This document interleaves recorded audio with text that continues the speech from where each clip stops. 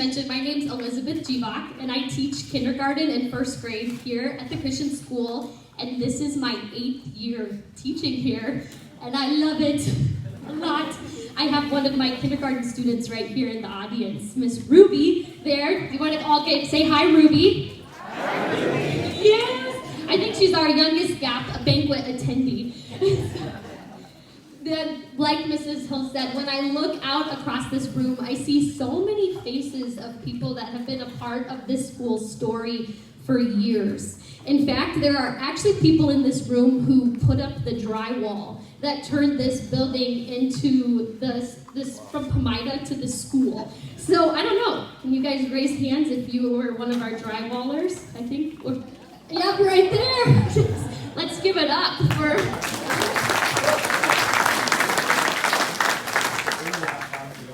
Yeah, you're not the only one. There's other people that were here in our earliest days as well.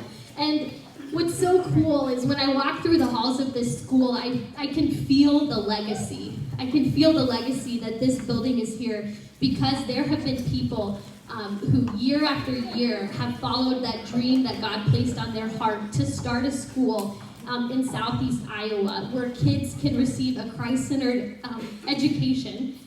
Excellence in education with a firm foundation in Christ, so that when they leave this place, they're not just believers in Jesus, but they're disciples in Jesus, that will be the ones that will go to the far corners of the earth to spread the gospel.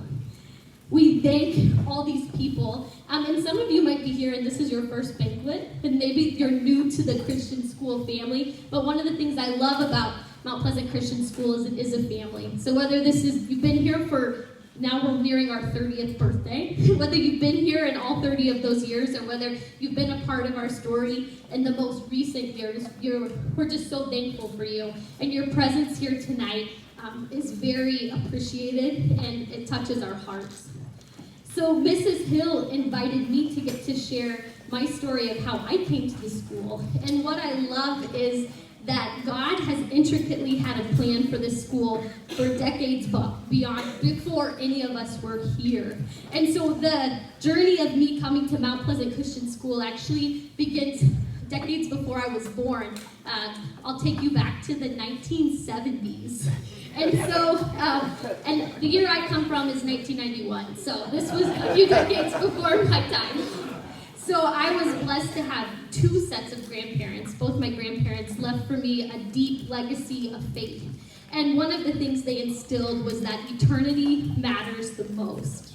And both of my sets of grandparents were very successful in many, many ways, but through even their amazing earthly accomplishments, they instilled in myself and then my parents who are here today, and then my aunt and my cousin who are here today, that eternity is what matters the most. And my grandfather, Louis Graff, who was an accountant in Fairfield and started the Graff and Company accounting firm, which has just celebrated 70 years of serving the community. About the 1970s, God really did an amazing work in his heart where he had been raised in the church, but he wasn't yet on fire for spreading the gospel to people. But he went to a conference in Minnesota, and a conference on the Holy Spirit, and when he came back, he knew that it's time to take faith to the next level.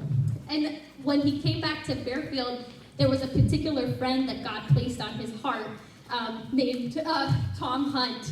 And this friend did not know the Lord. And he knew that God had placed in his heart that he needed to share the gospel with this man. So my grandpa planned a day for them to go mushroom hunting out in the woods of Jefferson County.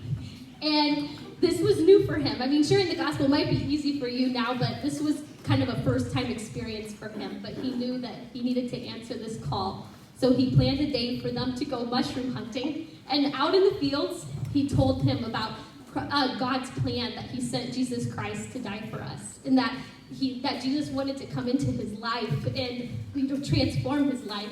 And so out there in the field, Tom gave his heart to the Lord and became a Christian. Amen. And then he went and told his family, and they became believers of Jesus as well. Amen. Now, I don't think my grandpa knew at the time what a ripple effect that would have, but I knew if he was here today, he would give all the glory to God. He was just the instrument God used. Well, then fast forward to the 80s, my parents got married. Fast forward to the 80s a little more, my sisters were born. Fast forward to 1991, I was born. And sometimes I feel like I missed out because everyone I talk to makes it sound like the 80s were really cool, and I missed it. So, but 1991 I came, and that legacy of eternity matters the most was just so important, both to my family and to me being born with spina bifida, because I remember even at age 4 and 5, knowing the promise of heaven, that this is temporary, but eternity is forever, and that spina bifida is just temporary, but my eternity of wholeness is what's forever. So that really carried me through all those years. So grandparents, I encourage you, keep passing on that legacy to your children because it makes such a difference, and then they pass it on to their children. So I was born again when I was 10, and I fell in love with Jesus, and at that time too, I felt that urgency that I didn't want this to be just for me. I wanted everyone to get to know Jesus. And when I neared the end of high school, I knew I wanted to go to a university that was intentionally Christian, one that the whole campus life was very Christ-centered, and that led me, with the help of my aunt here and a God-orchestrated divine weekend, we went to Indiana, and that's where I found Indiana Wesleyan University, where I attended and graduated in 2014. And I loved my time at Indiana Wesleyan University. I just definitely grew so deep in my faith, and I loved the chapels, and I loved learning, and that's where I began my degree in elementary education. And I fell in love with teaching right away. I knew it was the call God had placed on my life. But by the time I reached that final year of college, I could tell there was such a shift happening in my heart.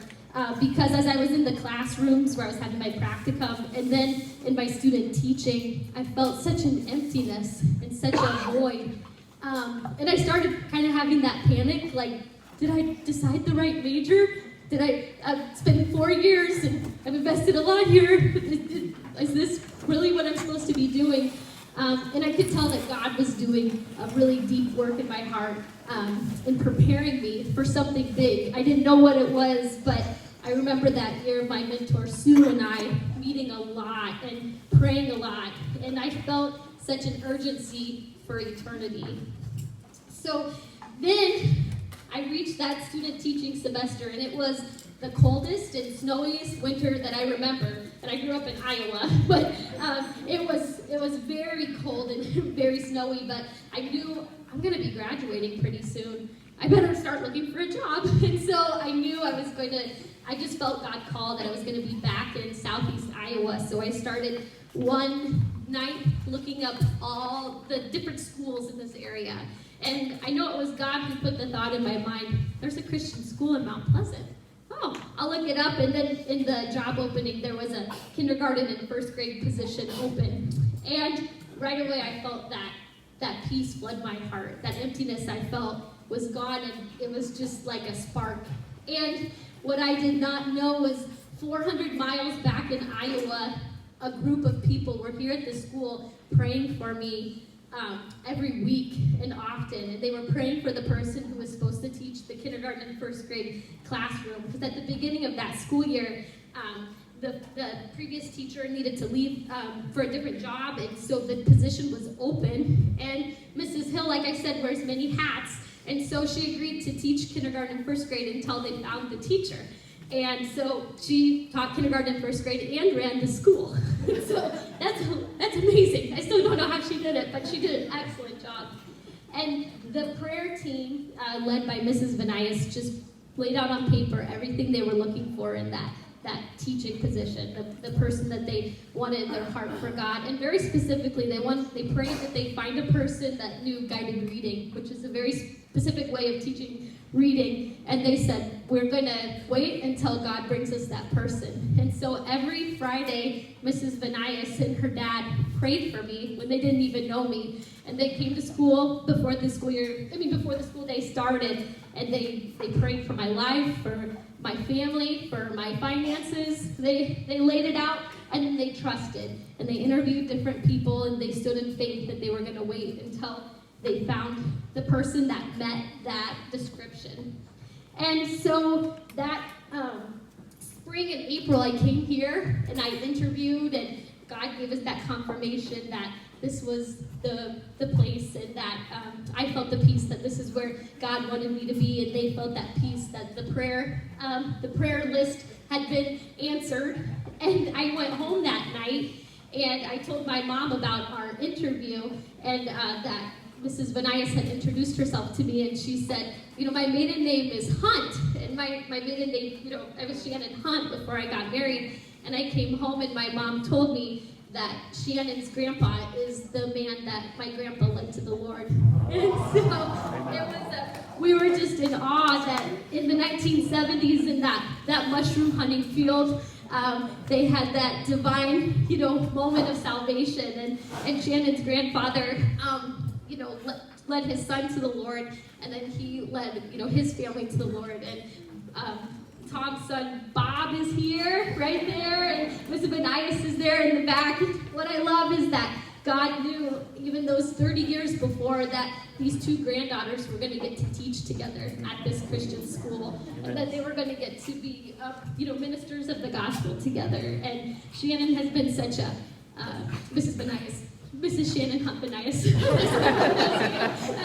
that she's been such a mentor to me in so many ways. And so you just see God's story. And it just reminded me of how this is just a snapshot of the story that God has for this school. And each and every one of you get to be a part of that. And so many of you that have sowed into the school year after year, you have really transformed more lives than you know, because the ripple effect just extends out, that it really will reach the nations. In my 8 years here, I've been so blessed to see the amazing alumni that have left these halls. Even our most recent alumni, we have people that are now nurses and pastors that are serving with such Christ-centered hearts, spreading the gospel to the world. And I love that I get to teach second-generation Christian school kids.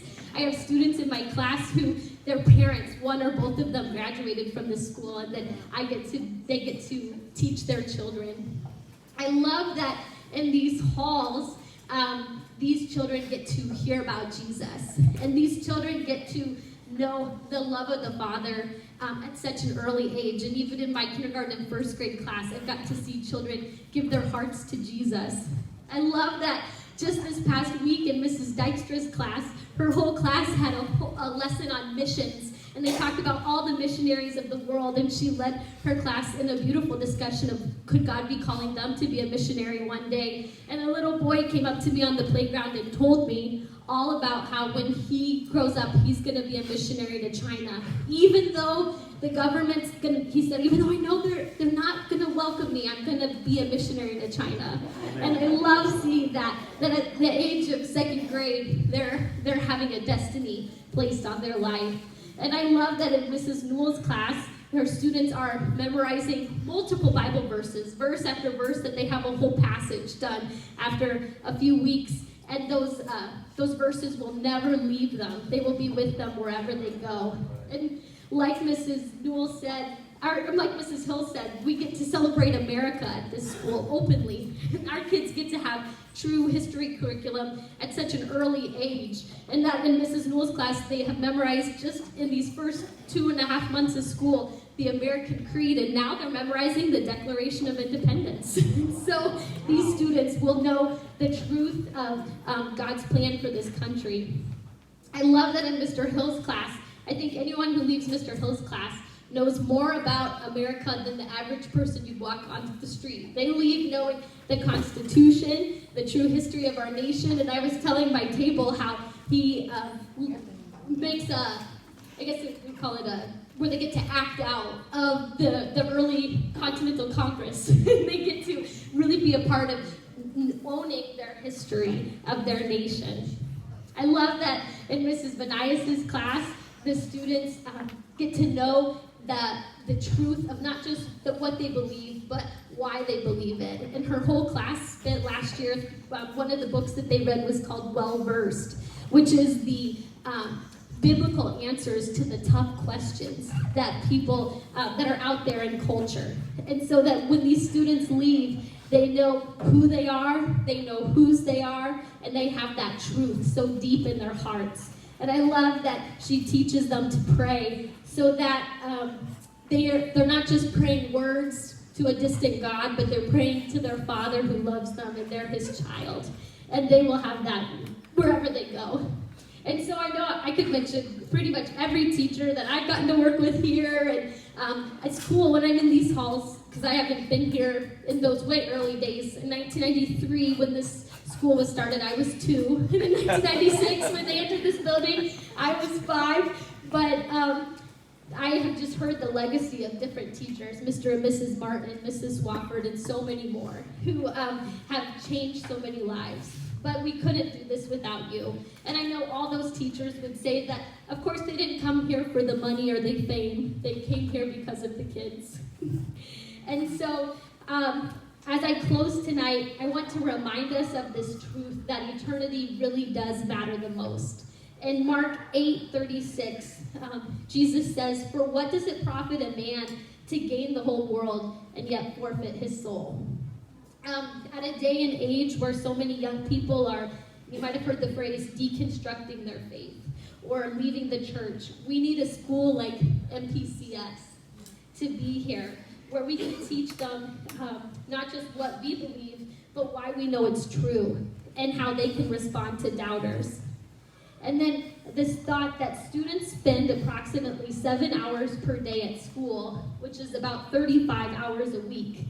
And so with maybe being able to attend church maybe 3 hours a week, 3 hours a week, students spend about 11 times as many hours of their week at school than they do even at church.